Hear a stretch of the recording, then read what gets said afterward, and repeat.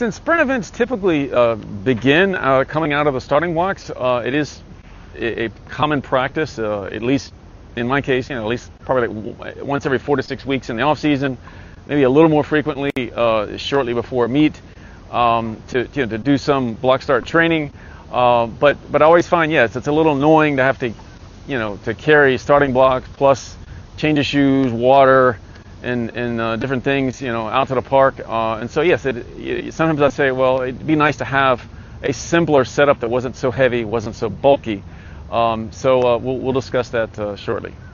Now, we kind of have to keep in mind that, the sprinter, when you're coming out of the blocks, you're generating significant horizontal force, several times body weight.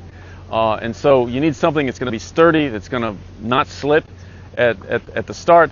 And so that's kind of the primary motive there, is just having a sturdy resistance that will give you that push off at the start of a sprint race, and having that that metal rail in the middle kind of gives you an interconnected unit, so the pedals, individual pedals, are not going to slip, and you have a larger surface area with pins or small spikes that can kind of grasp into the track.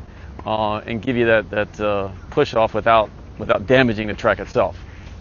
Now, we do need to keep in mind that synthetic tracks are rather expensive, and so the owners or managers of these synthetic tracks, they don't want damage to the track, so you don't want deep spikes or rails that kind of dig into the track and that could potentially damage it. As well with kind of your higher end competitions, your college level, professional level track meets, the World Athletics or USATF type rules. There are kind of standards that need to be conformed with, and even in those cases, they actually need to have kind of an electronic connection between the starting blocks and the starter. So that kind of creates kind of some standards that are a little more challenging if you have individual blocks separately.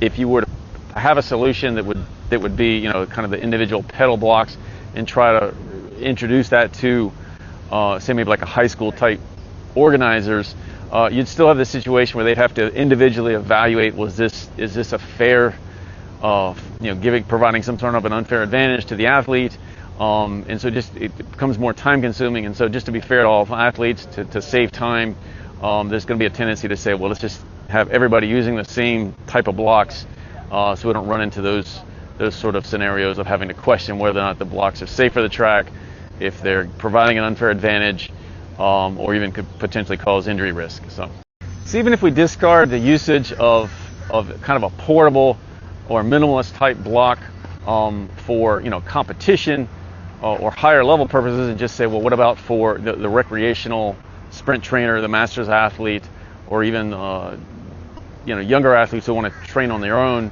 outside of the access to their own facilities, you've still got a situation where the number of athletes is just much smaller than you have in other sports, like baseball, basketball, football, and so forth.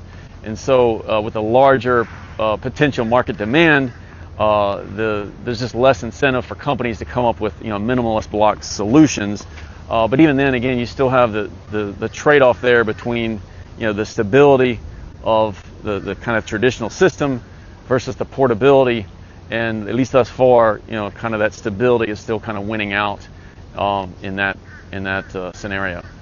Now, the technology probably exists to use some sort of either an aluminum or maybe a carbon fiber type solution that might serve purposes, like I said, the minimalist type block just for individual, recreational type training. But again, just the market size is not really there. So thus far, we just haven't seen suitable solutions. There are some portable blocks out there, but I really haven't been satisfied with what I've seen on Amazon. So if you have any ideas or if you've seen anything, please let me know in the comments. Thanks.